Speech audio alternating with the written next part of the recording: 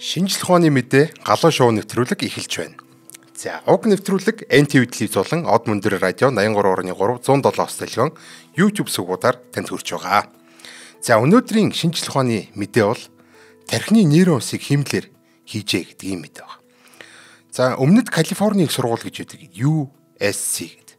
Энэ Viterbi инженерийн сургуулийнхан гэдэг тэр Калифорни их сургуулийн дотор байдаг энэ сургууль нь жинхэнэ тархины эс буюу мэдрэлийн нейрон усын цахилгаан соронзон болон химийн ажиллагааг нь бүгдээр ингээд дуурайлгаад ер нь бол маш сайн ингэж дуурайлгаж чаддаг тийм электроник чипийг бүтээсэн тухай юм Nature гэж сэтгүүл байдаг. Nature сэтгэлийн электрониктэй холбоотой судалгаануудыг хэвлэдэг Nature Electronics гэдэг сэтгүүл дээр бол яг 7 хоногийн өмнө 2025 оны 10 сарын 27-нд хэвлэгдсэн баг. За орчин үеийн хиймэл оюухан энтергээл бид нар яриад хиймэл нейрон сүлжээ хиймэл тархи мархийг л аль хэдийн бид нар бүтээчээд өдөр тутамдаа бид нар ингээд ашиглаад явж байгаа юу энэ тархины нейрон усыг хиймлээр бүтээчлэхэд дээр үеийн юм шиг мэдээлэл яриад байна вэ гэд бас хүмүүс бодож иж магадгүй. За энэ гэхдээ юугаар онцлог юм бэ гэдэг юм асуулт гарч ирнэ. Одоогийн энэ бид нар ашиглаад байгаа хиймэл оюухан хиймэл тархи хиймэл одоо энэ нейрон сүлжээ гэдэг байгаа. Энэ зүйлээс аль хэдийн бүтээгдсэн байгаа зүйлээс юугаар ялгаатай юу одоо шинээр хийцэн болоо мэдэн дээр ордог вэхээр энэ тархины нейрон усыг энэ нейроморфик гэж яриад байгаа. Нейроморфик гэдэг нь яг тархины мэдрэлийн эсийг дуурайж ажиллахаас гадна яг өнөөдрийн танилцуулах байгаа нейроморфик чип нь болохоор тархины химийн үйл ажиллагаа гэж байдаг. За тэгэхээр бидний өдөр тутмын одоо ингэж ашиглаад байгаа хиймэл оюухан болохоор тархины цахилгаан соронзон буюу цахилгаан гүйдлийг нь одоо ингэж дуурайлгаж хийдэг бол энэ чип болохоор бүр юм химийн төвшөнт нь хүртэл ингэж дуурайлгаж чаддагаараа маш тийм давуу талтай гэж үзэж байгаа. За ингэснээр яг юу бидэрт санал болгож байгаа юу бидэрт одоо шин юм бий болгож байгаа юм бэ гэхээр энэ хиймэл оюуханыг нэгт маш бага тоогоор ажилуулахаас гадна AGI гэж одоо бид нар яриад байгаа шүү дээ. Энэ тасралтгүй суралцах чадвартай ерөнхий хиймэл оюухан ихэд ийм одоо чип бол зайлшгүй хэрэг болж байгаа. Одоо бидний ирээдүйн одоо одоогийн бидний ашиглаж байгаа хиймэл оюуханы дараагийн загвар буюу AGI энэ ерөнхий хиймэл оюун тасралтгүй суралцдаг хиймэл оюуханы ихэд энэ одоо чип бол зайлшгүй шаардлагадана гэж үзэж байгаа. За энэ яагаад энэ зайлшгүй шаардлагатай болоод байгаа гэхээр өнөөдрийн бидний OpenAI-ийн ч юм уу ChatGPT энэ ашиглаад байгаа шаатлаад байгаа энэ хиймэл оюуханууд болохоор pre-trained буюу GPT гэж одоо pre-trained гэсэн үг шүү дээ, урьдчилан сургагдсан байдаг.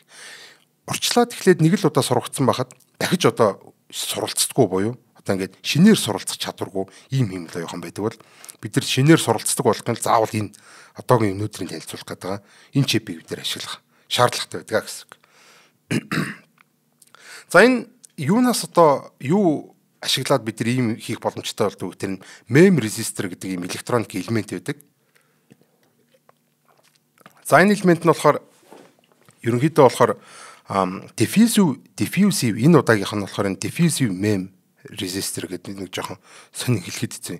Diffusive MEM resistor гэдэг энэ маш жижигхэн юм хэмжээтэй.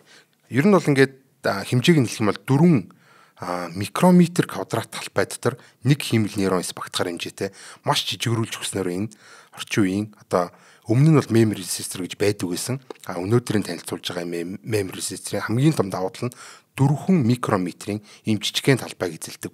За ингэснээр ямар давуу тал болж байгааг тэр мэдээж жижигхэн зүйлийг бид нэр ажиллуулахад тог шаардна. Дээрээс нь хурдан ажиллана. Үйлдвэрлэлийн төвшөнд бол одоо бидний түүхийн эдийн одоо зардлыг бас хэмнэн гих мэтлэн маш олон юм давуу талуудыг олгоод байгаа. За тэгээд дээрэс нь түрүү хэлсэнтэй тархины химийн ажиллагааг дуурайж чаддгаар бол урд өмнө огт байгаагүй ийм гайхалтай боломжийг санал болгож байгаа. За тархи юу нь яаж ажилт юм бэ гэдэг талаар нэг цусганд дуртаад өнгөрье. Тархи бол ер нь хоёр төрлийн ийм төвшөнд ажиллаж байдаг. Эхнийх нь болохоор энэ цахилгаан болон дараагийнх нь энэ химийн гэсэн хоёр төвшөнд ажиллаж байдаг. Цахилгаанаар дохиод дамжуулж яадаг химийн бас төвшөнд одоо химийн бодисуудаар дохиод дамжуулж яадаг энэ нейрон эснүүд буюу тархины мэдрэлийн эснүүд гэдэг байгаа шүү дээ. За энэ мэдрэлийн эснүүд дотор болохоор одоо хоорондоо химийн одоо элементээр мэдээлэл дамжуулчаад одоо дохиогоо дамжуулчаад гэхдээ өөр дотор бол цахилгааныг ашигладаг гэсэн. Нэгэсэндээ болохоор эс дотор болохоор дохио тогоор дамжаад за эснээс эсийн оронд химийн одоо молекулын аргаар альсгүй атомын аргаар одоо энэ химийн бүтцээр ингэж дамжуулдаг. Ийм ажиллагаанууд явагддаг. Гэтэл өнөөдрийн бидний одоо өдийг хүртэл ашиглаж байгаа хиймэл тархинууд бол бүгдээрээ энэ цахилгаан ажиллагааг нь л дуурайж ирсэн.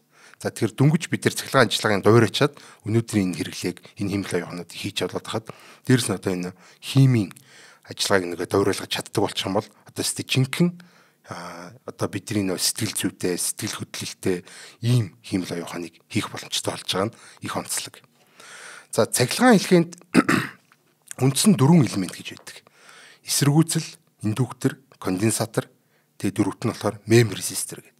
За мем резисторыг хүмүүс гайхчихж байгаа. Эсэргүүцэл, индуктор, конденсаторыг бол бид нар 10 жилдээ бол нэлээд үзчихсэн тийм ээ. За эргүүлээ санах юм бол эсэргүүцэл гэдэг нь болохоор гүйдлийг сааруулж яадаг.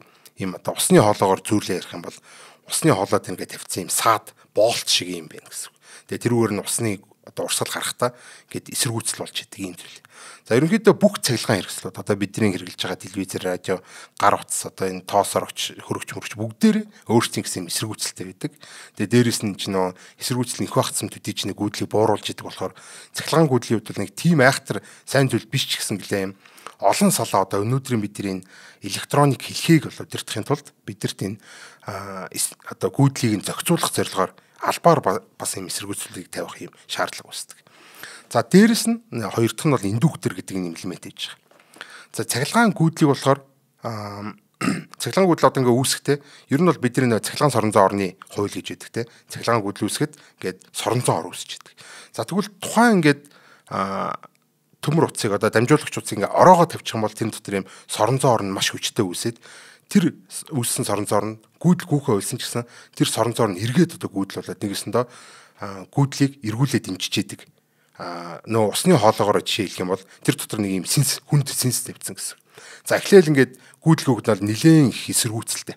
За тэгэл цахилгаан орн ингээл соронзон ор нэлээд гайгүй болоод эхлэх юм бол эсэргүүцэл нь багасаад ингэж явж хагаад гинт тог нь одоо ингээд гүйдэл зогсох юм бол буюу одоо тэр тог нь тасарчих юм бол тэр нөө хоримтлуулсан соронзон орныгоо эргүүлээ гүйдэл болгоод иймэрхүү байдлаар одоо ингэж юугаа гүйдлээ ингэж хангаж яадаг. Одоо тийм нэг том мастай синсэл гэсэн үг шүү дээ.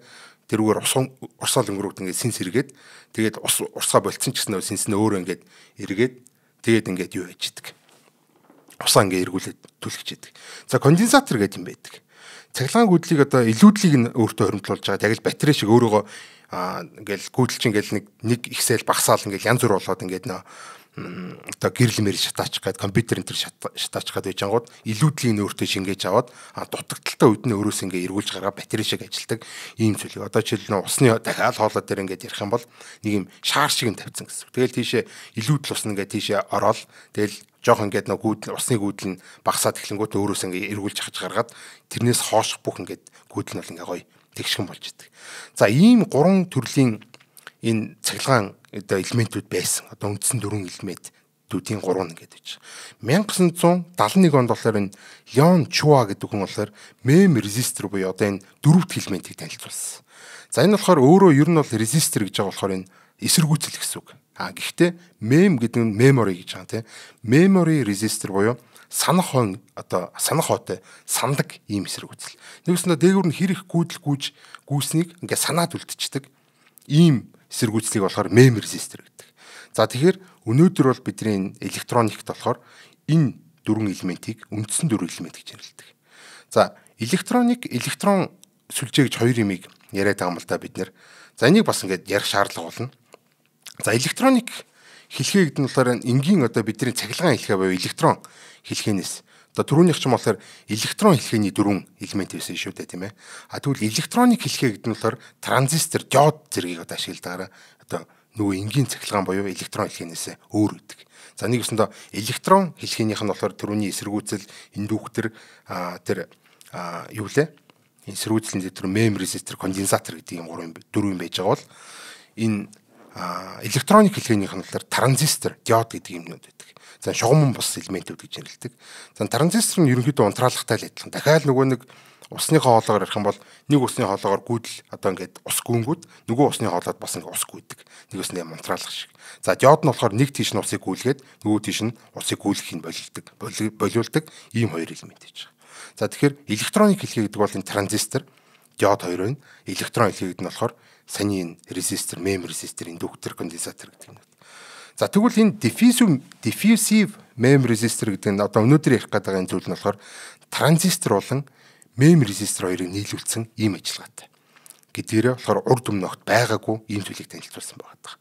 За болохоор энэ өөрөө нэг айхтар шинж зүйл биш л дээ. Ингээд урд өмнө байгаагүй зүйлийг хийсэн зүйл биш. Mem resistor гэж одоо 1971 онд тэр Леон Чуа mem resistor гэдэг юм байх ёстой гэдэг ингээд хилцсэн байгаа даа шүү дээ тий.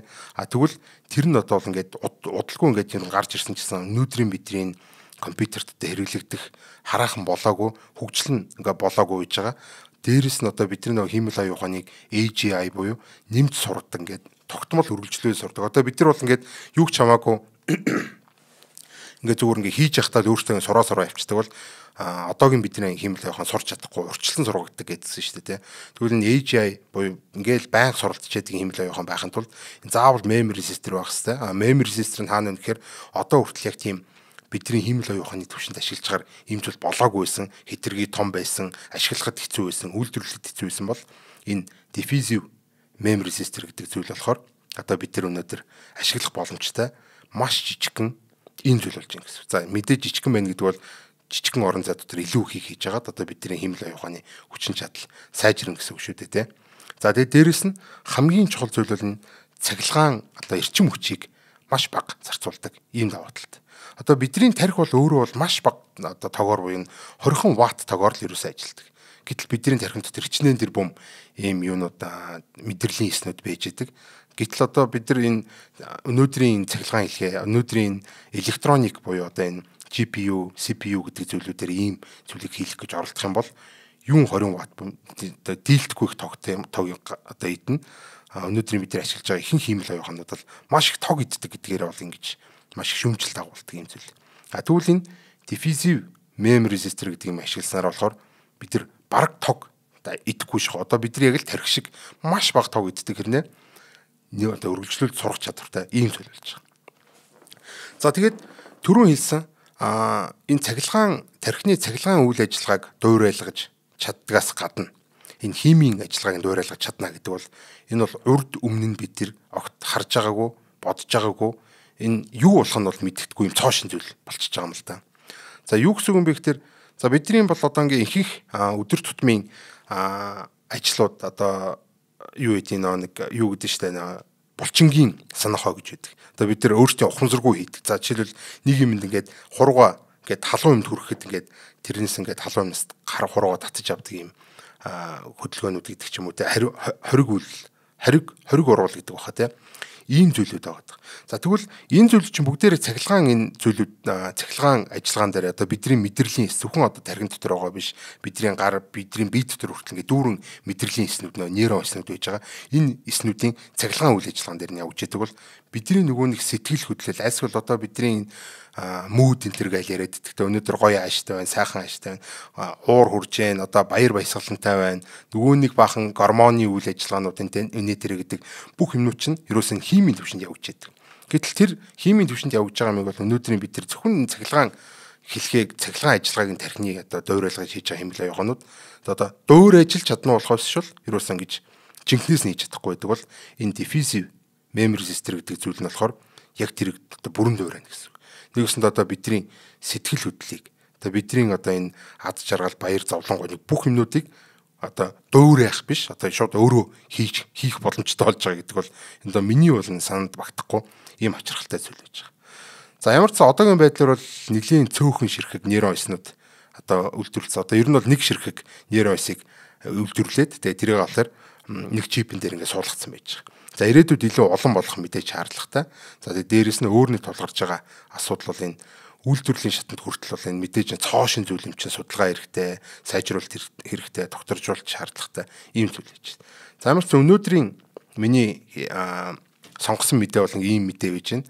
Ерөөсө зөвхөн энэ юунууд байж байгаа. Тархины хиймэл нейрон эсийг бүрэн химийн төвшөнд нь дуурайлгаж исэн ийм гайхалтай зүйл бий болсон байна. Удахгүй одоо бид нар AGI буюу ерөнхий хиймэл аюухантай болоод за тэгээд нөгөө ерөнхий хиймэл аюухан одоо төсөөлөд үзэх юм бол иймэрхүү хиймэл аюухан гарч ирнэ гэсэн үг л дээ. Би ингээд ерөөсөө л жоох хүүхдийг багаас нь сургаж байгаа юм шиг л ингээл чи энийг хийж чадах уу, энийг хийж чадах уу, энийг ингэж хийдэг гэж заагаад хүчих юм бол тэгээ цаашаа ингээд сураад хийчдэг. Тэгээ насан туршдаа яг л хажууд чинь ийм өөрийн гэсэн сэтгэл хөдлөлтэй нэг юм робот гараад ирнэ гэсэн. За тэгээд яг загнах юм бол гомдох нь байна. Тэ ууралдана, баярлна. Одоо төрөл бүрийн ийм зан аш гаргаж чаддаг. Тэгээд дээрэс нь тасралтгүй суралцах боломжтой ийм хиймэл оюуханыг хийх одоо энэ хиймэл нейрон эсийг бол үйлдвэрлэж чадсан байна. За юм байна. За өнөөдрийн нэвтрүүлгийг NTV телевиз болон Од Мөндөр радио 83.3 107 хостелгон YouTube сувгуудаар танд хүрлээ. За баярлалаа. Дараагийн нэвтрүүлэг хүртэл баяртай. Нэвтрүүлгийг хүлээн авсан Нарны аймгийн монголчуудаа баярлалаа. Од Мөндөр сувг нь энэ мэдчлэн таны мэдхүйн мянган нэвтрүүлгийг 2026 оны 7 сарын 1 хүртэл та бүхэндээ хүргэх юм. Их хэлээрээ шинжлэх ухаан танин мэдхүйг түгээх нь үлсэд нэгтгэх хүсвэл та бидэнд хандив өгөх боломжтой. Жилдээ ганцхан удаа 100,000 төгрөгөөр биднийг дэмжснээр шинжлэх ухаан танин мэдхүйг түгээх энэ үйл хэрэг амжилттай үргэлжлэх юм. Од Мөндөр нэр дээрх Худалдаа агшлын банкны дансгаа 4191 Тэг 4518. Та 100,000 төгрөгөөр шилжүүлэхдээ гүйлгээний утга дээр нь өөрийн нэр болон утасны дугаараа заавал бичээрэй. 100,000 төгрөг хандалснаар Од Мөндөр сувгийн алтан гишүүн болох юм а. Шинжлэх ухаан танин мэдхгүй Монголд ялах болтугай.